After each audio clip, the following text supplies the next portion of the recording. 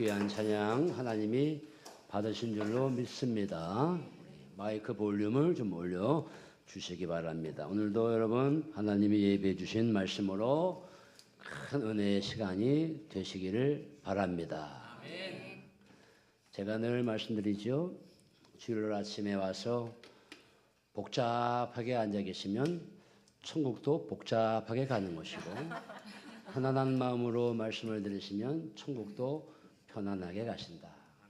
복잡하게 앉아 계시지 마시고 모든 무거운 짐을 다 여기에 내려놓으시고 성령 충만한 예배의 시간이 되시기를 주님의 이름으로 축원합니다. 우리 박규시 최분호 권사님의 아드님 되시는 박대선 권사님 집사님, 우리 어머님, 장모님도 병원에 이렇게 수술하셔서 계신데 위에서도 함께 기도해 주시기 바랍니다. 간혹 제가 이렇게 광고를 하다 보면 빼먹는 경우도 있어요. 여러분들이 이해해 주시고 함께 기도해 주시면 감사를 드리겠습니다. 오늘은 여러분 사도행전 8장 1절로 8절의 말씀을 통해서 은혜의 말씀을 나누어 볼까 하려고 해요. 사실은 사도행전 10장 1절로 8절 말씀을 읽었댔지만 사실은 48절 말씀까지 읽어야 정상인데 낮 예배에 이렇게 한 장을 다 읽어버리면 시간이 많이 가기에 대표적으로 1절 말씀부터 8절 말씀까지만 봉독하고 제 설교에 간혹 1절부터 48절에 나와 있는 말씀을 함께 나누었으면 하는 것입니다. 여러분들이 혹시 구죽교회의 캘린더 달력을 보시다 보면 5월의 달력, 5월의 기도에 맨 위에 어떠한 누구의 기도가 있는지 아십니까? 아시면 박사겠지요. 고넬료의 기도가 있습니다. 고넬료. 5월 달력을 집에 가서 한번 보십시오. 5월의 기도에 고넬료의 기도가 적혀 있어요. 고넬료의 기도가 오늘 이 10장 1절로 쭉 8절 안에 나와 있는 성경 구절이 대표적으로 적혀 있는데 여러분들이 보시면 됩니다. 캘린더를 보다가 5월에 우리 이 고넬료의 기도에 대해서 말씀을 나누는 게 좋겠다 묵상하면서 제가 마음의 결정을 하고 오늘은 고넬료에 대해서 함께 은혜의 말씀을 나누어 보려고 하는 것입니다. 그러면 여러분 일단 고넬료의 신분에 대해서 우리가 먼저 아셔야 되겠습니다. 1절 말씀 보니까 고넬료의 신분을 어떻게 알려주고 있느냐. 1절을 보시니까 가이사랴에 고넬료라 하는 사람이 있으니 가이사랴에 고넬료라는 사람이 있으니 이달리아 부데라 하는 군대의 백부장이라 이렇게 소개해 놓고 있네요. 가이사랴에 성경 말씀에는 가이사랴가 두 군데가 나옵니다. 한 군데는 갈릴리 북쪽의 내륙에 있는 빌립보 가이사랴라고 하는 동네가 있어요. 이 빌립보 가이사랴라고 하는 동네에서는 어떠한 일이 발생했느냐? 어느 날 예수님께서 당신의 제자들과 함께 빌립보 가이사랴에 가셔서 묻습니다. 제자들에게. 야, 많은 사람들이 나를 뭐라고 이야기를 하느냐? 그러니까 더러는 세례 요한이라고 말을 합니다. 혹은 엘리야라고도 말을 합니다. 혹은 예수님을 가리켜서 혹은 예레미야라고도 말을 합니다. 선지자 중에 한 명이라고 이야기를 합니다. 그러면 너는 나를 누구라 말하느냐? 베드로가 말합니다. 주는 그리스도시요 살아계신 하나님의 아들이십니다. 바요나 시몬아 내게 복이 있도다. 이렇게 말씀을 서로 대화했던 장소가 빌립보 가이사랴인데 오늘 이 고넬료가 기거했던 가이사랴는 그 가이사랴가 아니고 이스라엘 땅을 기준으로 했을 때에 서쪽으로 쭉 가면 지중해라고 하는 바다가 있습니다. 지중해 바다에 쭉 좁혀 있는 해안 항구 도시 가운데 북서쪽 위에 있는 것이 이 가이사랴 라고 하는 동네인데 이 가이사라에 고넬료가 있었다는 거예요. 아시겠어요? 항구 도시다 보니까 이스라엘의 북서쪽에 항구 도시다 보니까 자연 어디서 오기에 가장 좋은 장소냐? 유럽, 소아시아, 그리스, 로마 여기서 배를 타고 처음으로 닿는 지역이 바로 요 가이사라라고 하는 지역입니다. 이방인들이 제일 많이 와서 거주할 수밖에 없는 그 동네가 가이사라예요. 가이사라. 근데 이 고넬료는 이달리아 부대에 로마군을 통솔하는 100명의 부하들을 거느리고 있는 백부장입니다. 백부장.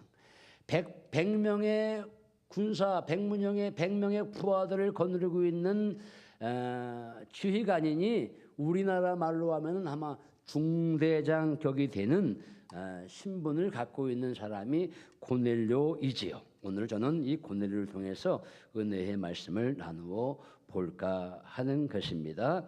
2절의 말씀을 함께 읽습니다. 너무나 중요한 말씀이라서 2절의 말씀을 함께 읽습니다. 시작. 그가 경건하여 온 집안과 더불어 하나님을 경외하며 백성을 많이 구제하고 하나님께 항상 기도하더니 10장 말씀 가운데 고넬료가 어떠한 사람인가를 잘 알려주는 말씀이 이 2절의 말씀입니다. 그가 경건하여 온 집안과 더불어 하나님을 경외하며 백성을 많이 구제하고 하나님께 기도하는데 그 기도도 항상 기도하더니 할렐루야. 네, 할렐루야. 여러분 어떤 생각이 듭니까? 이 고넬료는 하나님을 경외했는데 이방인이지요. 근데 여러분 아세요? 유대인도 정통 유대인이 있습니다. 이 정통 유대인은 태어나면서부터 낳은 지 8일 만에 할례를 받아요. 할례를 받고 율법과 전통에 아주 깊숙이 빠져들면서 모세 오경을 암송하고 외우는 정통 유대교인들이 있습니다. 근데 그렇지 않은 유대교인인데 그 유대교인은 어떤 유대교인이냐? 할례는 받지 못했지만 회당에 들어가서 예배는 드리는 거예요. 할례는 받지 못했지만 안식일이면 회당에 들어가서 그냥 예배는 드리는 그 소위 회당 교인이 있어요. 회당 교인. 이 고넬료는 어려서부터 유대인으로 자란 사람이 아니고 이방인이었기 때문에 회당에 가서는 예배는 드리는 회당 교인입니다. 그러나 이방인이었지만 하나님을 열심으로 섬겼던 하나님께 온 마음으로 충성 봉사했던 경건의 사람이었더라. 그리고 온 집안과 더불어 하나님을 경외하였고요. 그리고 백부장이었지만 이방인이었지만 많은 사람들을 구제하는 선한 행실의 사람이었다는 것을 오늘 이 2절 말씀에 잘 나타내 주고 있는 거죠. 여러분 어떤 생각이 드십니까? 어떤 느낌이 드십니까? 에휴, 백부장, 중대장격 백부장이라고 그랬어. 우리가 어렸을 때부터 성경 말씀 보면서 많이 들었던 얘기지요. 백부장. 그런데 성경 이 사도행전 10장 1절에 고넬료라고 하는 사람이 이달리아 부대라는 군대의 백부장이라 이 백부장을 그냥 적어 놓았을까요? 그렇지 않지요. 그렇지 않습니다. 이 가이사랴는 이미 헤롯 왕이 이 가이사랴에 와서 이스라엘을 통치하는 거예요. 통치하는데 이 지명 이름이 많이 있잖아요. 그런데 이 헤롯 왕이 지명 이름을 어떻게 정했느냐? 로마의 초대 황제인 가이사 아우구스투스라고 하는 이 가이사 아우구스투스의 이름을 본따서 앞에 이름을 본따서 가이사랴라고 적어 놓은 거예요. 지명을 해 놓은 겁니다. 그러니까 여러분 지금 남의 나라에 와서 군대를 통솔하는 백부장이에요.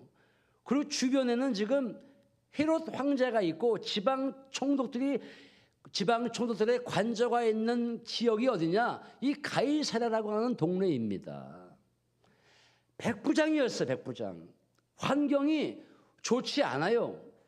모세 오경을 암송하고 어렸을 때부터 할례를 받은 유대인이었다면 하나님을 경외하는 게 맞지요. 그런데 지금 남의 나라의 백성이, 남의 나라 사람이 와가지고 이스라엘을 통솔 하는 군대의 지휘관입니다. 백부장입니다. 이방인입니다. 이방인이 주변 환경의 여러 가지 악조건을 물리치고 하나님을 경외했다? 대단한 거죠. 대단한 거예요. 환경을 초월한 거예요. 이 고넬료는 환경을 초월했고 모든 악조건을 다 초월해서 하나님을 경외하고 많은 사람을 구제하고 항상 기도하는 일에 힘썼다.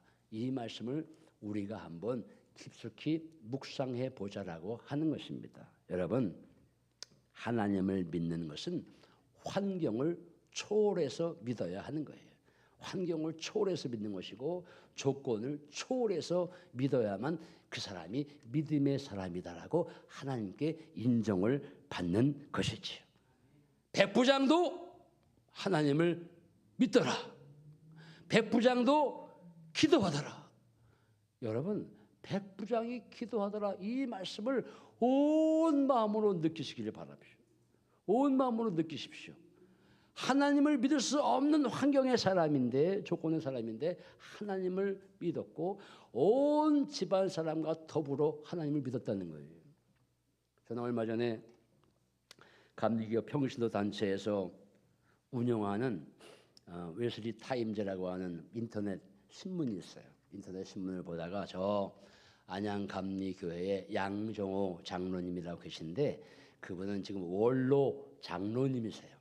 원로 장로님이신데 그 원로 장로님의 믿음의 이 가문에 대해서 쭉 소개해 놓은 것을 제가 인터넷 기사로 보게 된 거예요.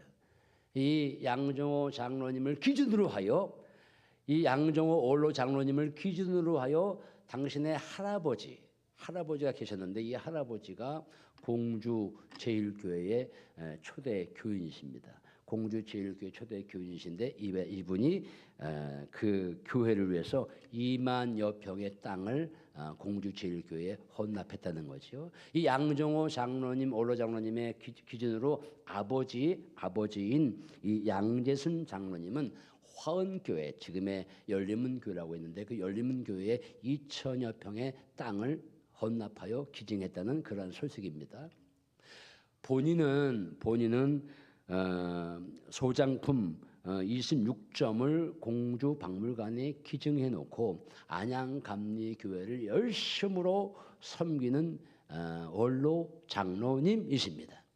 그리고 아들, 그리고 손주, 증손주 6대의 가문이 하나님을 열심으로 섬기는 믿음의 가문이라는 점이죠. 6대 가문이 믿음을 열심으로 지킬 수 있는 가장 큰 힘은 뭐냐? 이미 양두현 장로님, 제 할아버지인 양정호 원로 장로님의 할아버지인 양두현 장로님이 일찌감치 온 집안 사람과 더불어 믿음을 지킬 수 있도록 열심으로 애썼던 그 놀라운 힘이라고 하는 것이지요. 바라옵기는 이제라도 여러분들이 믿음으로 시작하여 몇 대를 이어서 믿음의 가문이 되시기를 주님의 이름으로 축원을 드립니다. 믿음의 가문이 된다는 것이 얼마나 행복한 것입니까? 믿음의 가문이 꼭 되시기를 주님의 이름으로 축원을 드립니다. 여러분, 두 번째 고넬료는 기도함으로 하나님의 응답을 받았습니다. 여러분 3절에서부터 5절 말씀 보면 잘 나와 있지요. 하루는 제9시쯤 되어 환상 중에 밝히 보매 하나님의 사자가 들어와 이르되 고넬료야 하니 4절 말씀 보니 고넬료가 주여 무슨 일입니까? 라고 하나님의 사자에게 말씀을 합니다. 그렇더니 4절 말씀 중간에 보니까 내 기도와 구제가 하나님 앞에 상달되어 기억되신 바 되었으니 내 기도가 하나님 앞에 상달되어 기억하신 바 되었으니 바라옵기는 여러분들이 하는 모든 기도가 하나님 앞에 상달되시기를 주님의 이름으로 축원을 드립니다.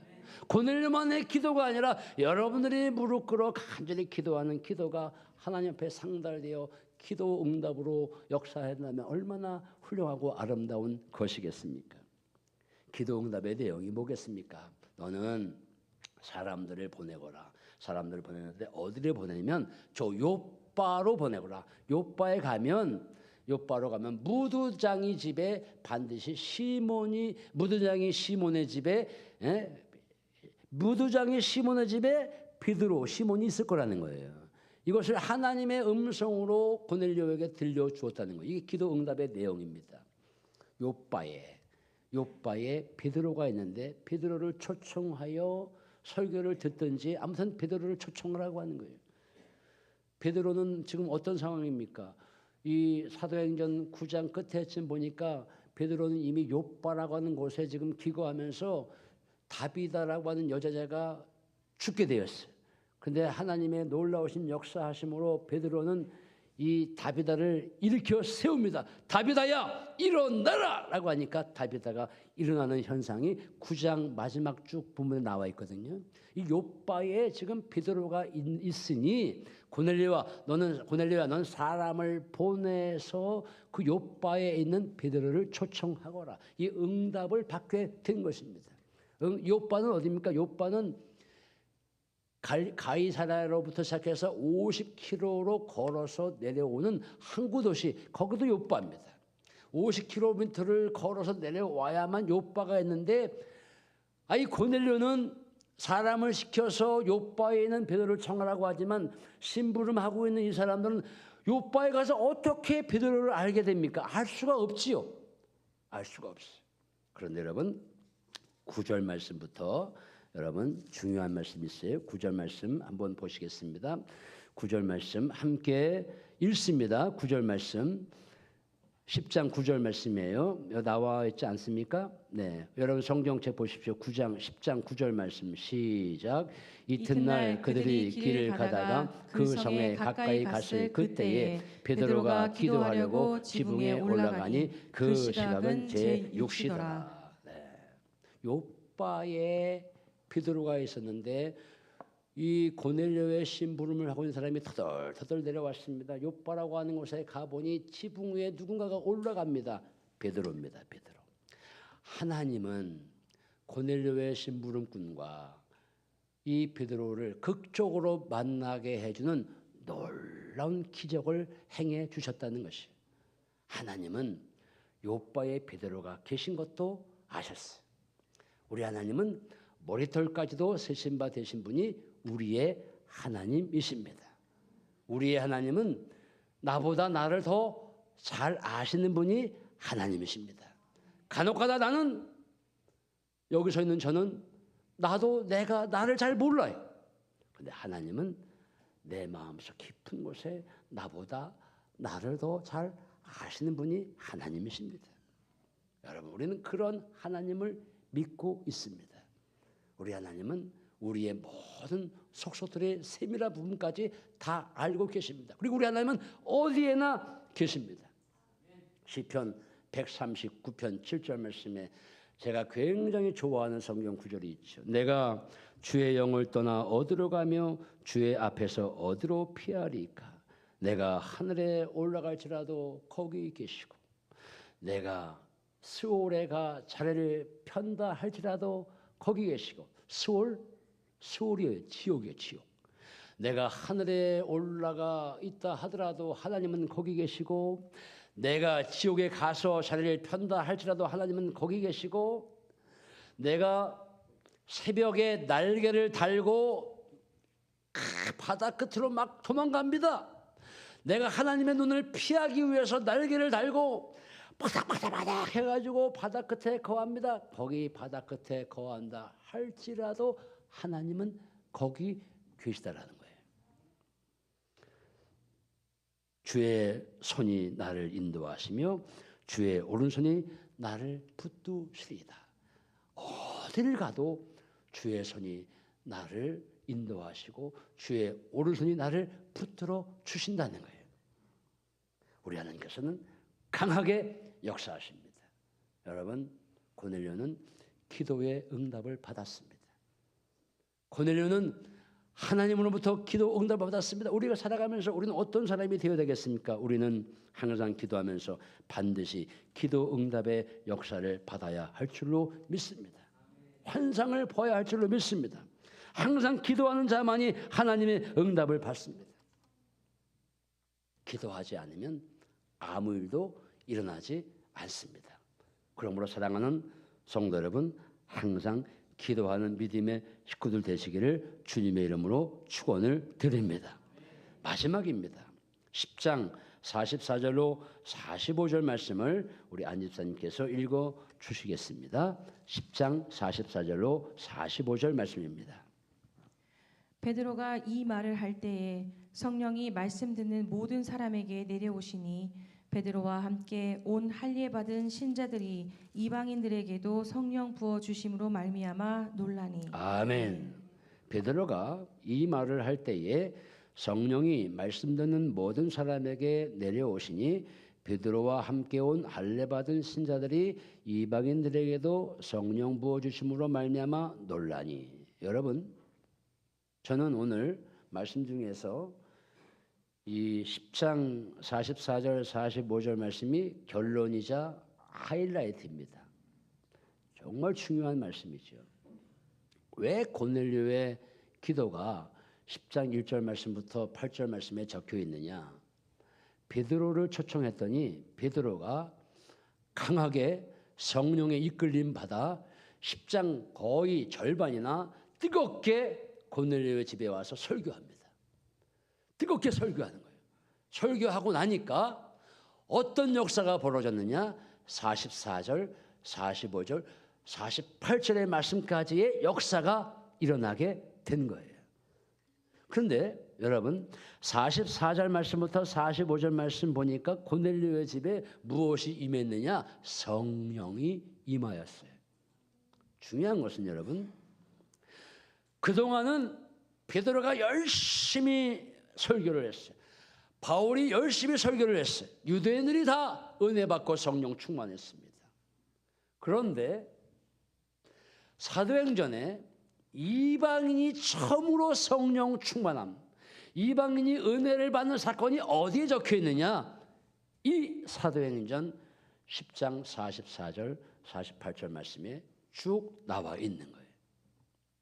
베드로를 초청해서 베드로가 설교하니 고넬료뿐만이 아니라 고넬료 집안에 있는 온 집안 사람들 혹은 고넬료의 친구들까지도 베드로의 설교로 말미암아 성령 충만함을 받았다는 거예요.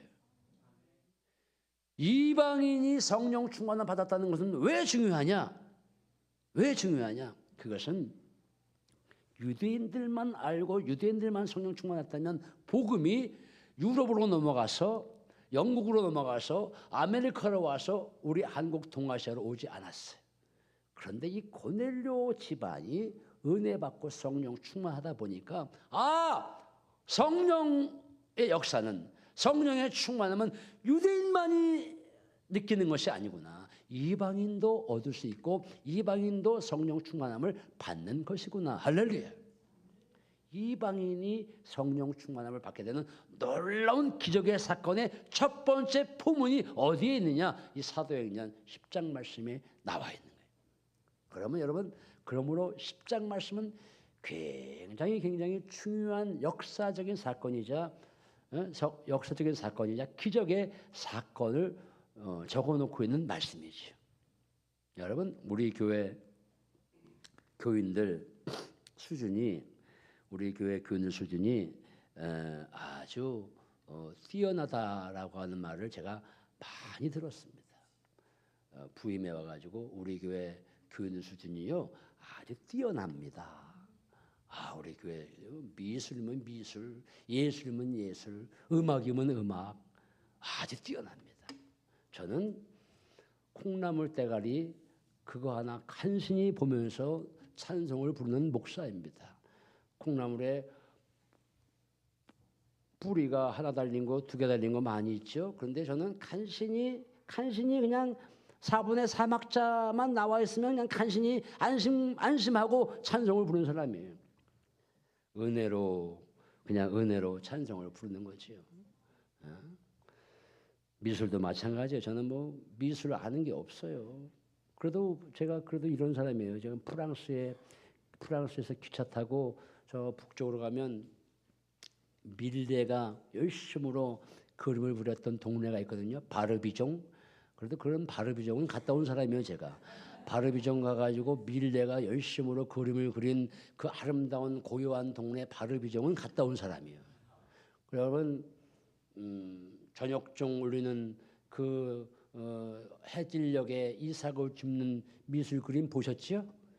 저도 그 미술 이삭을 줍는 혹은 이렇게 엎드려서 뭘 그 줍는 그 배경이 되는 밭까지 제가 갔다 온 사람이에요. 제가 갔다 온 사람. 미술 근처는 모르지만 그래도 바르비종에 가가지고 카페에서 밀레를 생각했던 사람이에요. 제가 그래도. 그런데 제가 음악을 많이 알면 성가대 취재를 했겠고 음악 교사를 했겠고 다 성악가를 했겠지요. 여러분 우리가 수준이 뛰어나다, 지적으로 뛰어나다라고 해서 우리의 일반적인 신앙의 수준이 뛰어난 건 아니잖아요. 여러분 미술의 어떤 전문적인 분야가 뛰어나다고 해서 믿음이 뛰어난 건 아니잖아요. 음악이 뛰어나다고 해서 하나님이 원하시는 경건의 삶으로 살아가는 건 아니잖아요. 성경책을 많이 안다고 해서 그렇게 살아가는 건 아니잖아요. 고넬료는 항상 온 집안 사람과 더불어 기도하고 항상 기도해서 성령 충만함을 온 세계에 증거하는 포부의 문을 열게 되었다는 사실을 기억하시기 바랍니다. 그러므로 사랑하는 성도 여러분, 고넬료로 인해 이방인에게 구원의 문이 활짝 열려지게 된 감동을 우리도 실천하며 사시기를 주님의 이름으로 축원을 드립니다. 기도하겠습니다. 거룩하신 하나님,